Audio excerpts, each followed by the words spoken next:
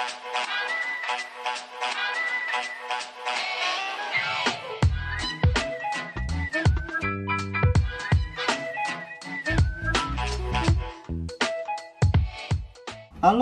Kak Olvi. Halo.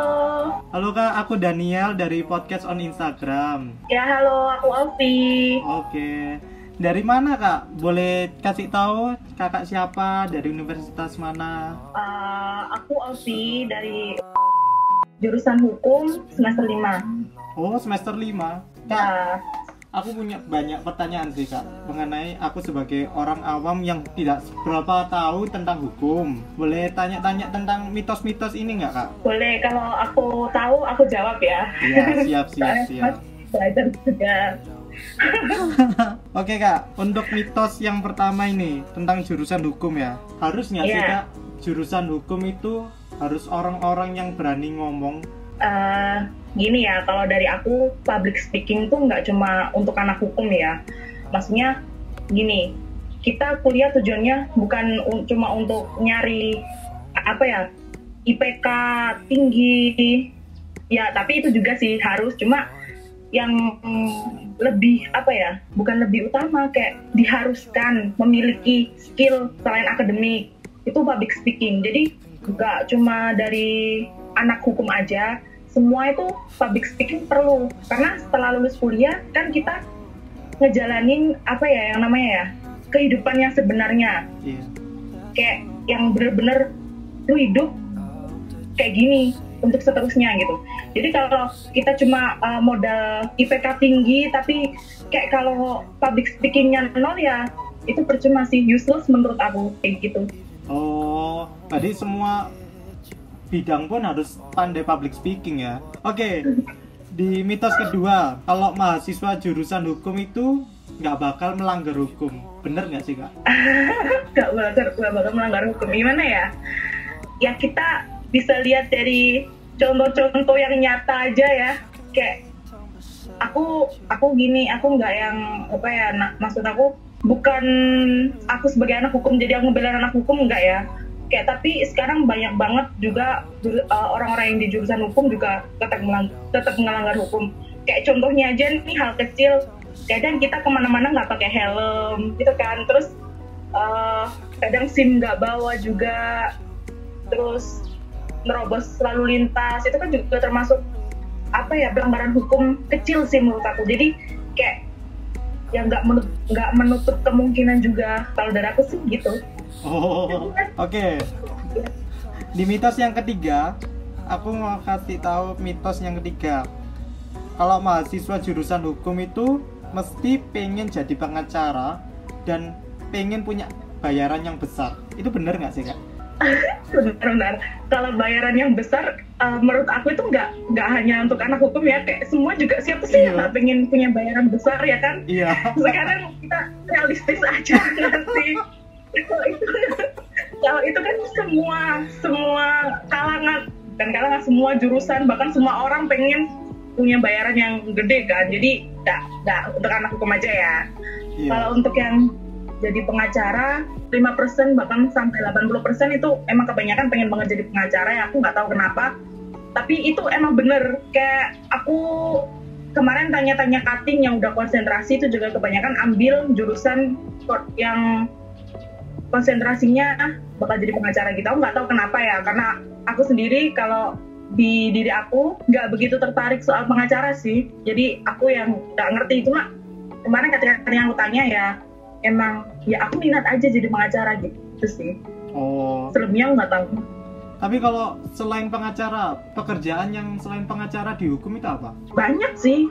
Ya, jurusan hukum ini peluang kerjanya banyak ya, bisa kemana-mana. Maksudnya untuk kerja di perbankan bisa, di ranah apapun sih bisa.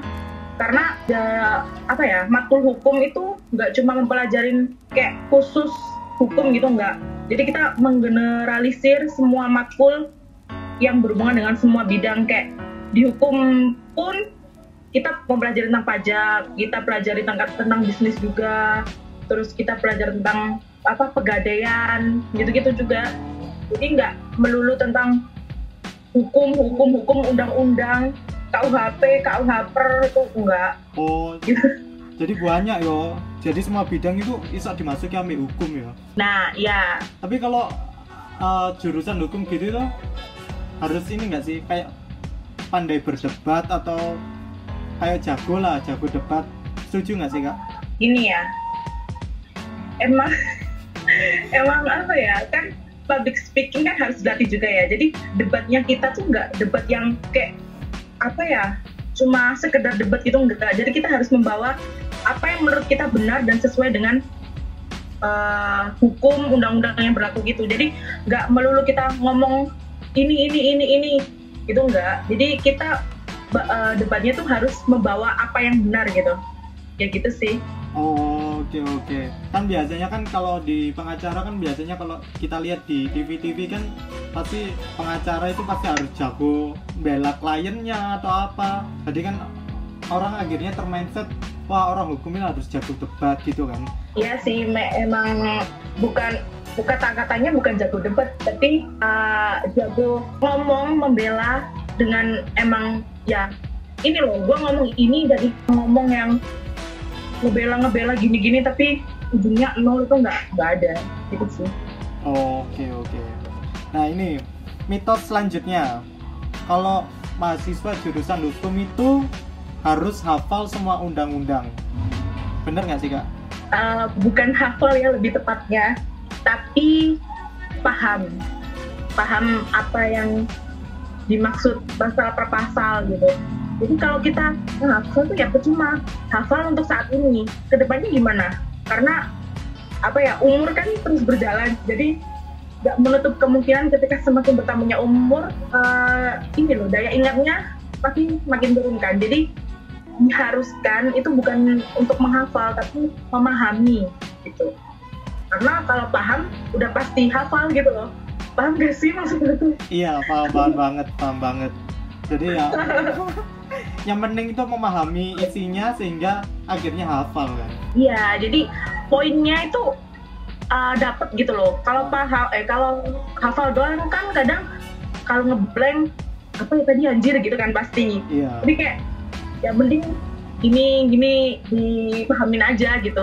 Kadang sesuai kata sesuai kata sendiri, tapi cuma yang tetap nggak menghilangin apa yang ada dalam pasal itu sih, biasanya kayak gitu kalau aku sendiri. Oke, kalau lihat dari segi mahasiswa hukum ya, kakak kan kuliah di salah satu universitas negeri ya kak ya? Kalau aku dulu jalurnya SNMPTN ya, jadi langsung lolos gitu, dan alhamdulillahnya keterimanya pas banget sama pilihan pertama aku gitu. Syaratnya diambil apa kak waktu itu? Kalau SNMPTN kan murni nilai raport dari semester 1 sampai 5 ya, jadi nilai raport tuh nggak boleh turun, ya boleh cuma yang nggak boleh anjlok banget gitu loh. Terus ya pandai-pandai aja buat nyari peluang gitu, kayak harus berani nempatin posisi yang mungkin lebih aman gitu dan bakal masuk gitu.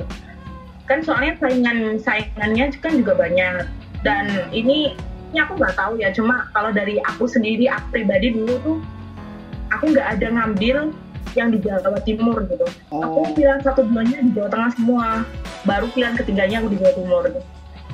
Karena SNMPTN kan ya gitu sih, nggak beda dari SBM kan. Iya, kalau SNM berani nempatin posisi. Iya benar. Tapi itu nggak sih kak, susah nggak sih kak masuk jurusan hukum di apa ini? Ya, kalau menurut aku susah enggaknya itu relatif ya. Jadi tergantung diri kita mengimaninya kayak gimana. Kalau ngimaninnya kayak kuliah susah, itu pasti ya kita bakal termindset, tersugesti kalau kuliah tuh susah gitu. Tapi kalau kuliah dibawa enjoy gitu ya, lulus gitu. Bisa 3,5 tahun aja bisa gitu, itu bakal enteng banget juga. Oke. Kalau melihat sekarang kak, kan di tengah pandemi kayak gini, otomatis kan kakak harus kuliah di rumah, maksudnya kuliah online. Aku mau tanya ini, kan sekarang kan pandemi loh, COVID-19, otomatis mahasiswa harus kuliah online loh. Otomatis kan mahasiswa jurusan hukum kan harus online juga kan. Menurut kakak efektif nggak sih kalau mahasiswa hukum ini belajar di rumah atau mengikuti kuliah online kayak gitu? Kalau aku pribadi ini sangat tidak efektif ya. Kayak gini loh, kuliah tatap muka aja kita yang nggak paham dan dijelasin secara langsung pun kadang tetap nggak paham gitu loh. Apalagi kita hanya via recall, video call, terus kadang cuma dikasih tugas, itu kayak nggak make sense menurut aku ya.